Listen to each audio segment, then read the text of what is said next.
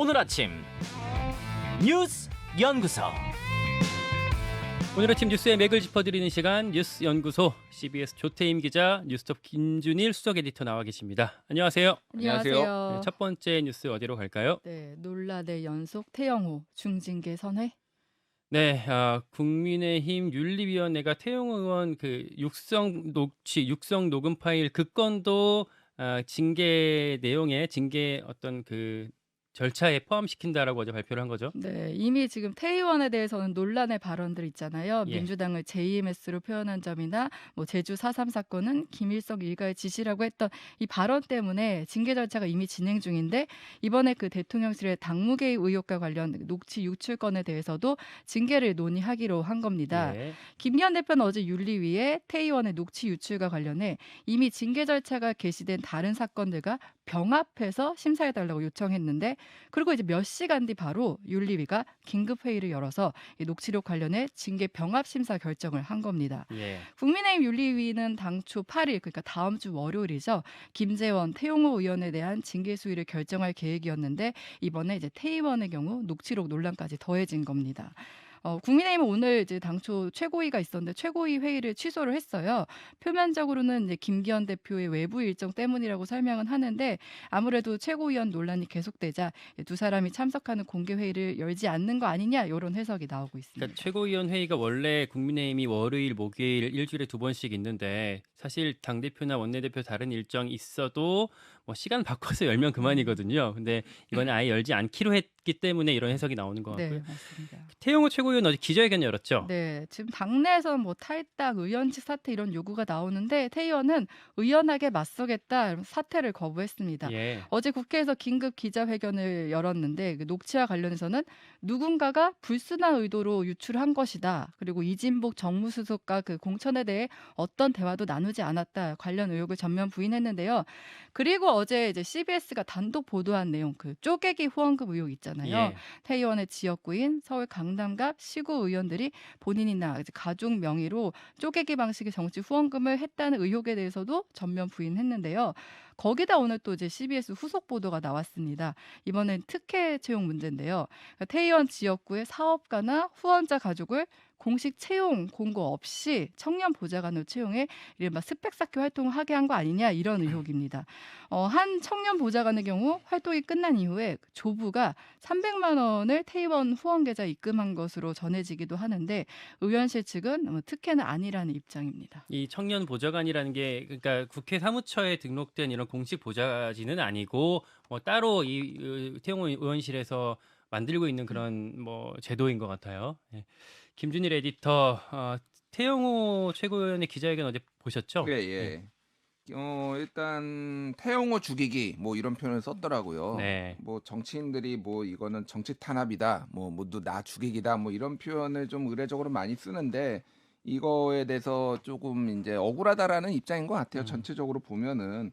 그래서 회의 참석자 중 누군가 녹음에 불순한 의도로 유출을 했다. 그리고 불법 녹음한 유출한 대상을 끝까지 색출하겠다. 뭐 이렇게 얘기를 했는데 이게 이제 대화 당사자가 녹음하는 거는 불법은 아니거든요. 그렇죠. 그러니까 예. 정확하게 사실관계는 좀 바로잡을 필요가 있는데 지금 전체적으로 보면은 오늘 최고위원회의 이제 개최를 안 했잖아요. 이거를 봤을 때 태영호 최고위원이 지난번에 최고위원회에 나와가지고 표 구걸하지 않았다라고 하면서 김기현 대표를 약간 저격하는 듯한 그렇죠. 이런 예. 것들 있잖아요. 그러니까 쉽게 얘기하면 지금 당에서 태영호가 무슨 말을 할지 무슨 짓을 할지 모르겠다라는 거예요. 그러니까 이게 그러니까 믿음을 좀 신뢰를 상실했다 이렇게 봐야 될 것 같아요. 그러니까 전체적으로 보면은 8일까지 이제 징계 나오기 전까지는 조금 이제 아예 활동을 좀 못하게 하는 이런 방향으로 갈 것 같고.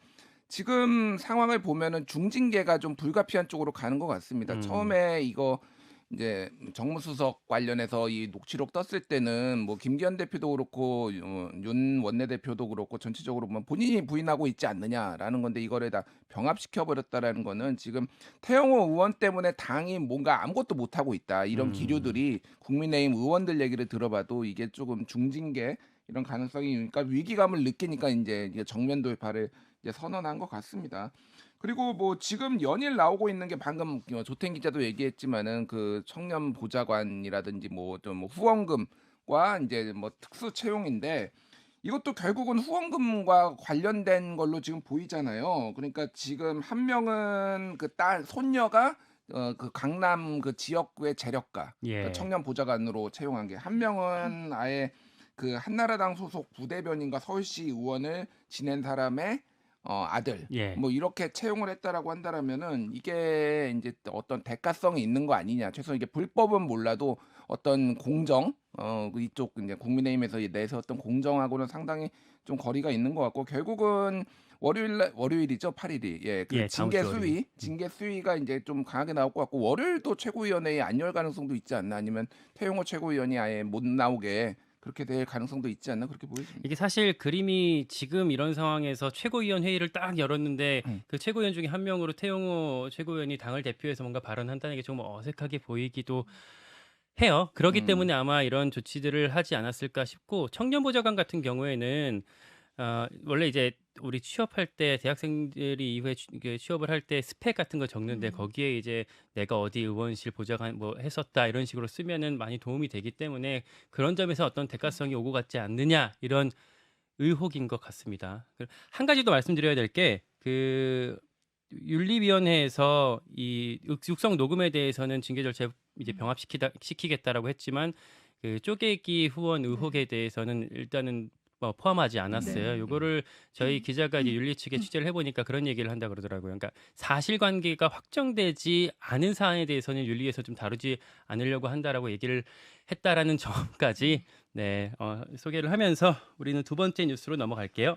네, 돈봉투 의혹 연루 의원 자진 탈당. 자진 탈당. 그 오프닝에서도 말씀드렸지만 윤관석, 이성만 의원이 결국 자진 탈당하기로 했습니다. 네, 어제 의원총회를 한 4시간 앞두고 자진 탈당 의사를 밝혔는데 두 의원 모두 검찰의 기획수사, 야당 탄압이라는 점을 강조를 했습니다. 예. 이성만 의원의 경우 이제 눈시울을 붉히기도 했는데 선당후사하는 마음으로 탈당한다 이렇게 강조를 했습니다. 지금 어쨌든 자진 탈당의 모습을 취하긴 했지만 탈당을 결정하기까지는 지도부의 압박이 있었다 이렇게 전해지는데요. 예. 특히 이재명 대표와 조정식 사무총장이 그제 이제 윤관석 의원을 만나서 좀 탈당을 결심해달라 요청한 것으로 알려졌습니다. 그 이성만 의원 같은 경우는 이제 막판까지 고심을 하다가 이제 막판에 탈당을 결정했다고 하고요. 당 지도부는 만약에 두 의원이 자진 탈당을 하지 않을 경우 좀 출당을 요구할 것까지 이렇게 논의가 됐기 때문에 그래서 이제 자진 탈당을 택한 것으로 보입니다. 그러니까 출당이라는 게 그전에는 윤리심판원 통해서 뭐 정말 진상조사를 버리고 그 결과에 따라서 출당하는 뭐 방안 정도까지만 생각할 수 있었는데 그게 아니라 다른 당의 제도를 이용해서 출당시킬 수 있었다는 거 아니에요 지금? 네, 예. 그런 단계까지 논의가 있었다고 하고요. 네, 그리고 어제 민주당 의원총회는 이제 박광원 원내대표 이후 처음 열린 의원총회거든요. 예. 근데 어제 의원총회는 그야말로 성토장이었다고 해요. 그러니까 돈봉투 의혹에 대한 당의 미온적인 대처에 대한 좀 여러 불만이 쏟아졌는데 지금 자체 진상조사를 하지 않았잖아요. 그 부분에 대해서도 비판이 나왔고 몇몇 의원은 이재명 대표가 그 자리에 있었는데도 이제 이재명 대표를 겨냥해 사법 리스크 때문에 강하게 대처하지 않은 거 아니냐 이렇게 세게. 따져 묻기도 했다고 하고요. 의총은 3시간 동안 이뤄졌습니다. 아주 긴 시간 이뤄졌는데 25명의 의원이 자유 발언을 통해서 당 쇄신을 요구했고요. 민주당은 앞으로도 쇄신 의총을 열기로 했는데 또 어떤 의원들은 의총 대신 1박 2일 워크숍을 열어서 좀 끝장 토론을 벌여야 하는 거 아니냐 이런 밤샘 의견도 토론. 네, 맞습니다. 그런 의견도 나왔다고 하고요. 지금 국민의힘은 뭐 이번 탈당 조치에 대해서 꼬리 자르기 아니냐, 뭐 이재명 대표의 내로남불 이런 비판을 하고 있습니다. 예. 김준일 에디터 민주당의 고심이 큰 것 같습니다. 예, 뭐 일단 급한 불은 껐다 정도는 될 것 같아요. 두 의원이 탈당을 함으로써 최소한의 어떤 뭐 방화벽 정도는 이제 세워놨는데 문제는 앞으로 검찰 수사가 진행됐을 때 언급되는 의원들을 그러면 어떻게 할 것이냐, 다 족족 탈당시킬 것이냐, 뭐 이런 문제들이 남아 있잖아요. 그러니까 이게 참 민주당으로서도 갈피를 잡기 힘들고 앞으로의 어떤 대응을 하는 게 맞느냐를 가지고 의원들 생각이 어제 좀 다 달랐다. 몇몇 의원들 얘기를 들어보니까 이런 얘기가 좀 나오고 있는데 어쨌든 상당히 많은 수의 의원들의 생각은 또 말을 거기서 발언하지 않았어도 지금 국민들이 일반적으로 생각하는 거를 뛰어넘는 뭔가가 조치가 나오지 않으면은 이 민주당의 신뢰를 좀 회복하지 어렵지 않겠냐. 지금 워낙 국민의힘이나 정부 여당이 못하니까 이게 지금 민주당 지지율이 이 정도 나오는 거지. 옛날 같으면은 뭐 예를 들면 열린우리당 말씀하시는 분들이 있더라고요. 옛날 열린우리당 같은 경우에도 이 불법 정치 자금 문제가 초반에 터져가지고 예. 당사 옮기는 문제가 있었거든요. 그때. 예. 근데 그때 영등포 쪽으로 어때 청과시장 쪽인가요? 뭐 그쪽으로 옮겼던 사례가 있어요 옛날에. 그런 정도의 뭔가 좀 쇄신을 해야 되지 않냐 뭐 이런 얘기들도 좀 있습니다. 지금 이게 좀 복잡하게 막 다 얽혀가 들어가고 있는데 일부에서는 지금 대의원제도 폐지해야 된다. 이게 원용의 대의원제도다라는 주로 게 이제 친명계에서 그런 얘기들 하죠. 친명계에서 예. 특히 이제 당원들 뭐 강성 지지 당원들이 이제 나오고 있는데 그런 얘기가 나왔는데 어제 민주당 지도부가 특별당국 개정안에 대한 권리당원 투표 실시한다고 공고를 했거든요. 예. 이게 총선 공천 룰이에요. 사실 크게 바뀐 게 별로 없습니다. 특별당국 개정안에 부적격 심사 기준 강화, 청년 정치 신인 후보자에 대한 기회 확대, 후보자에 대한 당원들의 알 권리 보장 등이 담겼어요. 맨날 하는 얘기 같은데. 예, 뭐 하는 얘기고 사실은 뭐 딱 들으면은 뭐 별로 반대할 내용이 없잖아요. 그렇죠. 좋은 근데 얘기들. 지금 당원 게시판에는 대규모 지금 반대 서명 운동이 지금 벌어지고 있다라는 반대 서명 이거에 운동. 대해서 왜냐하면은 오. 뭐 이런 내용들이 더 들어가야 된다라는 거예요. 현역에 대한 당원 평가 확대 그리고 동해 지역구 3선 초과 금지 출마를 못하게 막아야 된다. 그리고 권리당원 투표 비율 확대 이게 이제 대의원제 폐지 뭐 이런 거거든요. 이게 그러니까 당원들의 좀 순수한 어떤 뭐 권리당원의 비율을 높이려는 것도 있지만은 또 하나는 친명계와 비명계 간의 공천 룰을 둘러싼 지금 내용으로 좀 보는 분들도 상당히 있습니다. 이게 그러니까 쉽게 얘기를 하면은 당원 평가라고 하면은 너 수박이지. 너 제대로 활동 못했지 그래가지고 강성 당원들이 아예 출마도 못하게 컷오프 시켜버릴 수도 있다라는 거예요. 이런 의구심들을 비명계에서 지금 가지고 있다라는 겁니다. 그래서 그 온라인 커뮤니티 제명인의 마을에는 이번 특별당규가 수박들의 기득권을 유지하기 위한 것이다. 압도적으로 부결시키자. 뭐 이런 막 의견들이 막 올라오고 있다라고 합니다. 그래서 이것도 지금 뭐 당 쇄신과 맞물려서 조금 봐야 되는 상황인 것 같아요. 예. 당 쇄신이 또 1년 앞으로 다가온 총선이랑 맞물려서 같이 고민들이 이어지고 있는 것 같습니다. 그리고 하나 더 예. 어제 이제 안민석 의원이 여기 이제 인터뷰를 했잖아요. 예. 그래서